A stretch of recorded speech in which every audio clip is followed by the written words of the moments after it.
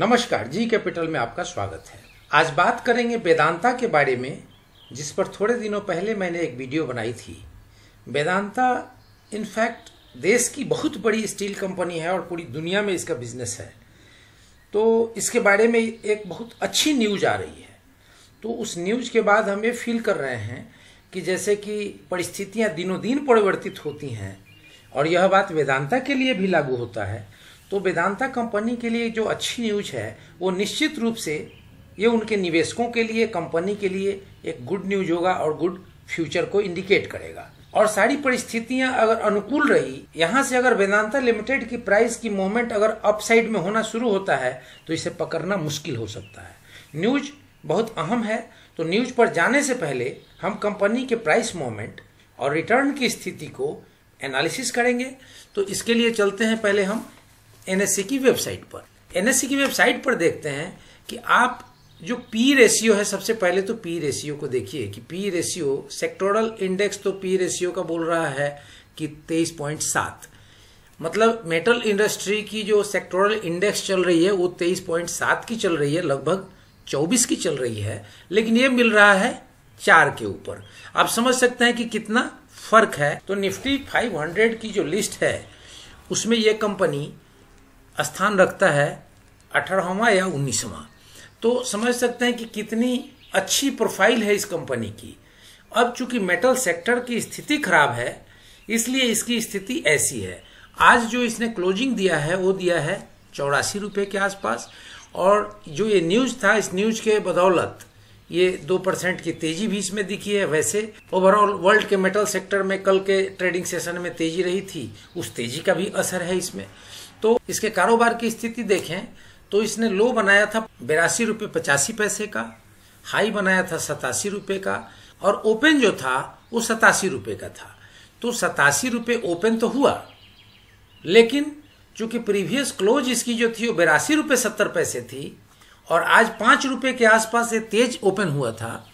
तो इस वजह से थोड़ा कम होने के बाद भी इसने पॉजिटिव में ही अपनी क्लोजिंग दी और क्लोजिंग 2.06%, 84.4 रुपीज, लगभग 84.5 रुपये पर क्लोजिंग हुआ। अब इसके कारोबार की स्थिति को देख लें कि इसके ट्रेडेड वॉल्यूम क्या है।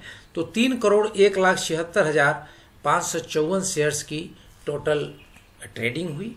62,74,761 शेयर्स की डिलीवरी हुई। डिलीवरी परसेंट लगभग 21% का है, जो बहुत अच्छा नहीं माना जाएगा। 100 करके इसकी डिलीवरी परसेंट है। फिर भी कंपनी के अगर चार्ट को देखें तो चार्ट को देख करके बहुत बातें स्पष्ट आएगी। ये हमने एक मंथली कैंडल लगा रखा है।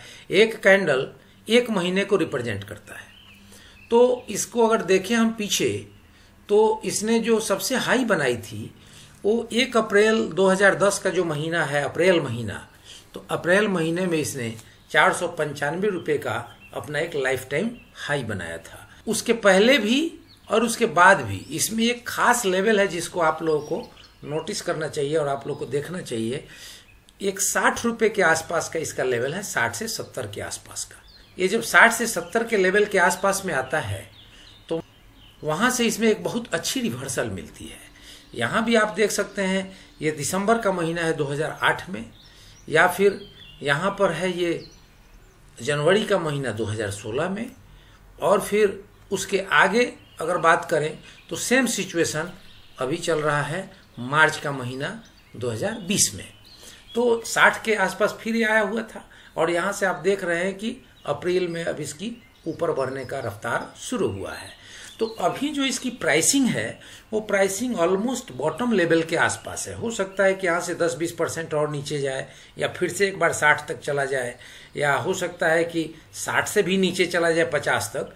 तो जो लोग 80-82 रुपये के आसपास एंट्री लेते हैं, इनके पास स्कोप है कि नीचे के लेवलों में धीरे धीरे बाई करते जाएं, अपनी एवरेज को ठीक करें, और यहाँ से जब रिवर्सल करेगा तो बहुत अच्छी मल्टीबैगर सिद्ध हो सकता है जो अब निवेश करने वाले लोग हैं उनके लिए।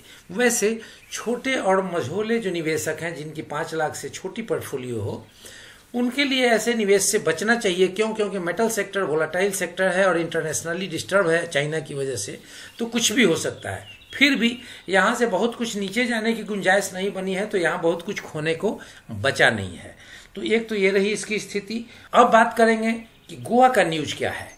तो गोवा के न्यूज को देखने के लिए गोवा जो ऑलरेडी टूरिज्म पर आधारित उसकी टोटल अर्थव्यवस्था चलती है वो पूरा टूट चुका है। जैसा कि आप देख रहे हैं कि वायरस से जो उसकी इकोनॉमी ध्वस्त हो चुकी है, उसको अब एक हेल्प मिल सकता है।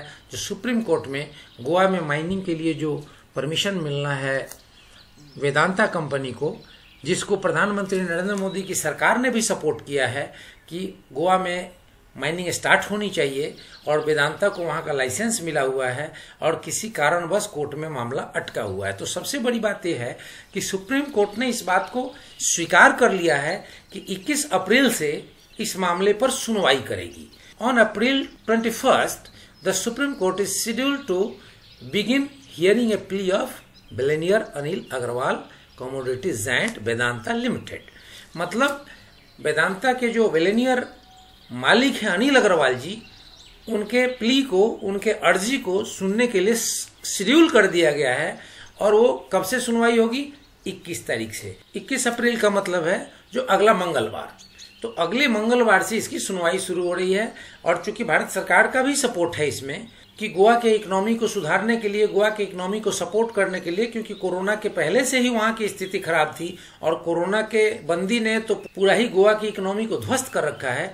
भारत सरकार ने सपोर्ट किया है कि ये लाइसेंस दी जा सकती है और वहां पर माइनिंग स्टार्ट की जा सकती है। अब इसके ऊपर सुप्रीम कोर्ट का क्या रुख रहता है ये बहुत इंपॉर्टेंट होगा, और मैक्सिमम चांस है कि ये वेदांता के फेवर में निर्णय आ जाए। तो वेदांता के फेवर में जैसे ही निर्णय आएगा तो ये जो प्राइस अभी आपको देखने को मिल रहा है 80-82 रुपये और 70-75 रुपये, यहाँ से मोमेंट 100 के तुरंत ऊपर जाएगा। तो आप इस पे वेट एंड वॉच रखें, अपने वॉच लिस्ट में इसको शामिल कर लें। अभी ही न्यूज के आधार पे जाकर कोई इन्वेस्टमेंट ना कर दें। जो लोग इन्वेस्टमेंट किए हुए हैं वो लोग इस रेट पे और इससे नीचे जाते हुए रेट पे थोड़ी बहुत एवरेज करके और ऊपर की रेट में इसमें निकलने का रास्ता ढूंढ सकते हैं। क्यों?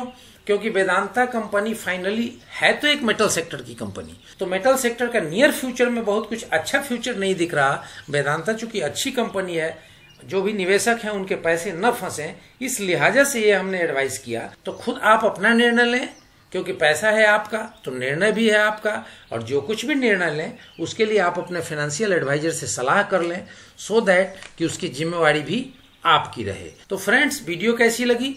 वीडियो अगर आपको अच्छी लगी तो लाइक करें, शेयर करें, सब्सक्राइब करें और बेल आइकन बटन प्रेस करना ना भूलें, ताकि ये वीडियो सबसे पहले आप तक पहुंचे। जय हिंद, जय भारत।